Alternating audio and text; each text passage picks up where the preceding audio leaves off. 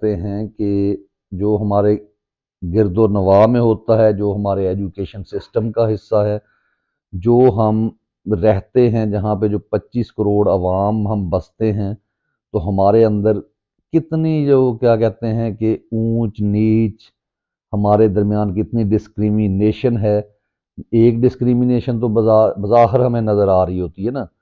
کہ گاڑیوں میں پھر رہے ہیں لوگ جو ہے سڑکوں پہ جا رہے ہیں، کسی کے پاس جو ہے اپنے بائک کا جو ہے وہ ٹائر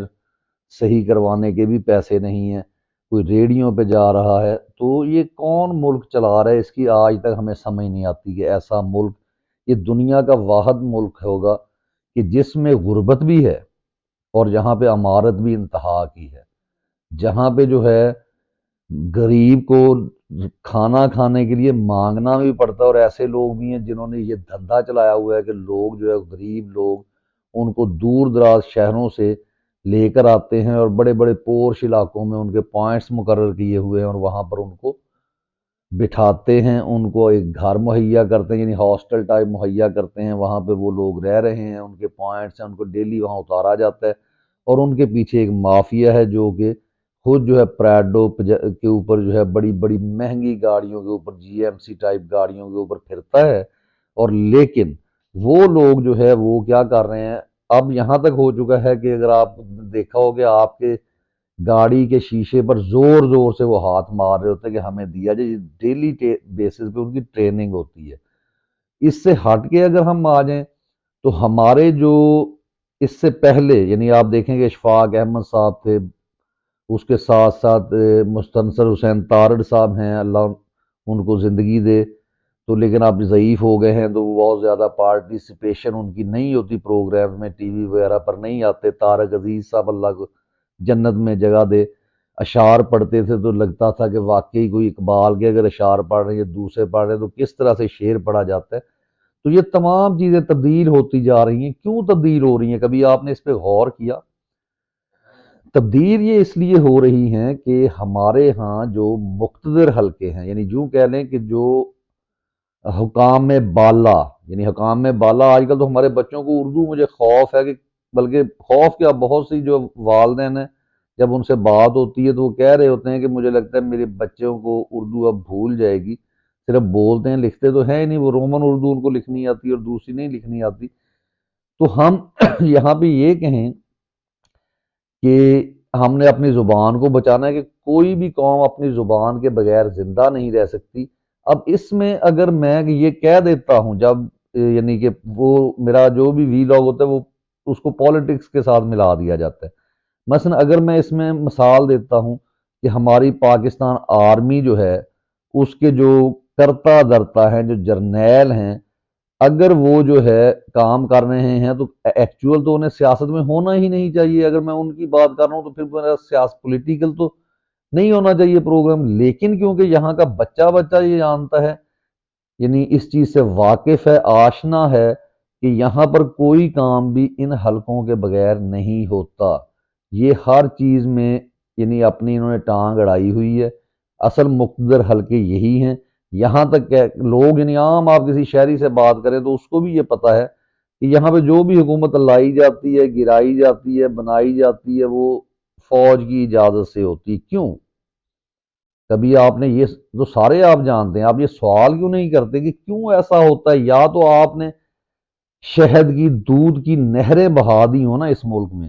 آپ نے انصاف کا بول بالا کر دیا ہو، آپ کی وجہ سے یہ ملک جو ہے محفوظ ہو گیا، اور مجھے ہر پروگرام کے شروع میں یہ دعا نہ دینی پڑے کہ آپ اس غیر محفوظ ملک میں محفوظ ہوں، پھر تو ہم کہیں، پھر تو ہم آپ کو سلیوٹ بھی کریں، پھر ہم چلے اس بات پہ بھی آمادہ ہو جائے شاید کہ چلیں جی یہ اگر ہماری سیاست میں ان ہوتے ہیں، تو آپ یعنی جھوٹ بھی بولتے ہیں کہ ہمارا سیاست سے کوئی تعلق نہیں ہے۔ اب سے ہمارا سیاست سے کوئی تعلق نہیں، یہ ہم کو پچھلے 75 سال سے ہمارے بزرگ، پھر ہم، اور اب ہمارے بچے یہ سنتے آ رہے ہیں، لیکن ان کا متواتر جھوٹ جو ہے وہ اسی طریقے سے جاری و ساری ہے، اس سے پیچھے ہٹنے کا نام نہیں لے رہا۔ اس کی بہت سی وجوہات ہیں، یعنی اگر آپ اس قابل نہیں ہوئے ہیں کہ جو کام آپ کے ذمے ہے اس کو آپ سر انجام نہیں دیتے صحیح طریقے سے، اور جو کام آپ کے ذمے نہیں لگایا گیا اس میں آپ یعنی گھس بیٹھیوں والی بات ہے، اور پھر اس کے باوجود بھی وہ کام آپ سے چلتا نہیں ہے۔ اب آپ خود بتائیں، یعنی عام سا سوال ہے، بغیر پریجوڈس کے، بغیر کسی کو ملائن کیے،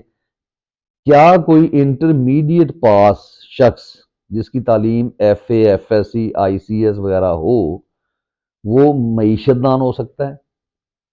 کیا اس کو پتہ ہے کہ قوموں کی امامت کیا ہے؟ کیا ایف اے کے بچے کو یا ایف ایس سی کے بچے کو، اور اسی طرح وہ بوڑھا ہو جائے اسی تعلیم کے ساتھ، اس کو کیا پتا کہ اقبال نے کیا فرمایا تھا؟ اسے تو شاید اقبال کے 4 اشعار بھی یاد نہ ہو، سوائے وہ جو زبان زد و عام ہے اس کے علاوہ۔ اور اقبال کے ساتھ جو ہم نے حال کیا ہوا ہے وہ ہمارے سامنے ہے، کہ ہم فیس بک پہ وہ شعر جو اپنے ہی بنائے ہوئے ہیں، اقبال اس قوم کی کیا حالت ہوئی ہے لگا کے اقبال کا شعر بنا دیا۔ چلے کہیں کوئی غلطی تو ہوتی ہے، جو پڑھنے والے لوگ تھے وہ اس کو بھی دیکھتے تھے، جن کے پاس سینس تھا، مثال کے طور پہ، تندی باد مخالف سے نہ گھبرائے عقاب، یہ تو چلتی ہے تجھے اونچا اڑانے کے لیے۔ اب اس کو سننے کے بعد انسان کے ذہن میں آتا ہے کہ اس کا سٹائل اقبال والا ہے، لیکن جب آپ تحقیق کرتے ہیں تو آپ کو سمجھ آتی ہے کہ علامہ اقبال کا یہ شعر نہیں ہے، ٹھیک ہے؟ حالانکہ یہ شعر ہے، مکمل شعر ہے، وزن میں ہے، بحر میں ہے، لیکن یہ اقبال کا شعر نہیں ہے۔ تو اقبال کو ہم نے یہاں پہ مذاق بنا کے رکھا ہوا ہے، یعنی نیشنل پوئٹ اسے کہا ہوا ہے، لیکن اس کا پڑھنا کتنے کا ہمیں شعر یاد ہوتے ہیں؟ سکولوں میں صرف کوئی پروگرام آ جائے اقبال ڈے پہ تو رٹا لگوا دیا جاتا ہے چاند اشعار کا، نہ اس کے معنی استاد کو آتے ہیں، نہ بچوں کو آتے ہیں، اور نہ ہمارے مقتدر حلقوں کو آتے ہیں۔ یعنی اقبال کا تو شعر تھا کہ مغرب کی غلامی پہ رضا مند ہوا تو، مجھ کو گلہ تجھ سے ہے، سوری، یورپ کی غلامی پہ رضا مند ہوا تو، مجھ کو تو گلہ تجھ سے ہے، یورپ سے تو یورپ سے نہیں ہے۔ تو یہاں پر کیا اقبال فرما رہے ہیں؟ یہ کہ آپ مغرب کی غلامی کرنا، امریکہ کی غلامی کرنا، اس پہ اگر رضامند باجوہ صاحب ہوئے ہیں، اس پہ رضامند ایوب خان صاحب ہوئے ہیں، اس پہ جتنے ہمارے چیف آف آرمی سٹاف آئے ہیں، انہوں نے اگر اس چیز کو، اور ان کے نیچے کام کرنے والوں نے اس پر فخر سمجھا ہے کہ ہمارا آرمی چیف جو ہے بقول جنرل وہ گل، کیا نام تھا ان کا، جو جنرل گل صاحب جو فوت ہو گئے ہیں، کہ ہمارے ہاں کوئی بھی چیف آف آرمی سٹاف امریکہ کی مرضی کے بغیر نہیں آتا، تو اس پہ کیا ہمیں سوچنے کی ضرورت نہیں ہے کہ ایسا کیوں ہے؟ ملک ہمارا آزاد، ہم نے ایک آزاد نظریے کے اوپر حاصل کیا، ہم نے اللہ تعالیٰ سے وعدہ کیا کہ ہم اس کو لا الہ الا اللہ کی بنیاد پر لے رہے ہیں، کہ اللہ کے علاوہ کوئی معبود نہیں۔ اور یہاں پہ کیا ہے؟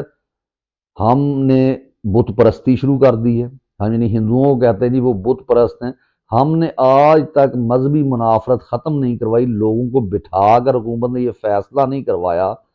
کہ یہ جو قبروں کو سجدے کرنا ہے کیا یہ جائز ہے؟ یہ تو سکھوں کا ایک طریقہ کار ہے، یعنی جس چیز پہ ہم دو نظریہ، قومی نظریہ، اس کو بھی مکمل طور پر ہی بتایا گیا کہ اس کی اصل وجوہات کیا ہیں۔ انشاءاللہ کسی ویلاگ میں ڈیٹیل سے اس پہ بات کروں گا، لیکن وہ ہماری قوم کو، ہمارے نوجوانوں کو نہیں پتہ۔ اقبال کو جو ہے وہ یہ بتا دیا ہو کہ آپ کوئی وہ پتہ نہیں کیا جو سٹائل ہے نیا پڑھنے کا، کہ ریپ سٹائل میں وہ پڑھتے ہیں اقبال کو، نہ ان کو اس کی روح کا پتہ ہے اشعار کی، نہ ان کو اردو کے الفاظ لکھنے آتے ہیں، جہاں سین سے لفظ بنتا ہے وہاں سواد سے لفظ بنا دیا جاتا ہے۔ تو یہ ہمارے بچوں کا معیار ہے اپنی زبان کے متعلق، جس کو کہ ہم نے قومی زبان قرار دیا تھا۔ اور یہاں پر اس کے اوپر بحث بہت ہوتی ہے کہ جی یہ بہت غلط کام کیا تھا، وہ انڈیا سے لوگ اٹھتے ہیں کہ آپ نے جی ایک زبان کو قومی زبان کیوں بنا دیا؟ تو قومی زبان ہم نے بنایا کب ہے؟ وہ تو ایک کہا تھا اپنے قائد اعظم صاحب نے تو بہت ساری باتیں کہی تھی، انہوں نے تو یہ بھی کہا تھا کہ کس شخص کو ترقی دینی چاہیے فوج میں، کس کو نہیں دینی، فوج کو کتنے ان کی لیمیٹیشنز کیا ہیں، بچوں کو کیا کرنا ہے، کیسے ہم نے اس ملک کو سنبھال کے رکھنا ہے۔ آپ نے تو اس کی دھجیاں بکھیر کے رکھ دی ہیں، سب نے مل کے، ہم سب نے مل کے۔ تو ہم یہ کہیں کہ جی اقبال قائد اعظم نے اردو زبان جو قرار دے دیا، جہاں پہ انڈیا میں جتنی زبانیں ہیں وہ ساری قومی زبان نہیں ہیں، وہ بولتے ہیں، انہوں نے اگر کر دیا تو آپ کے ججز جو ہے وہ تو انگلش میں فیصلے لکھتے ہیں، یعنی وہ تو وہاں پہ توہین کر رہے ہیں اس چیز کی کہ جو ہماری آفیشیل لینگویج ہے۔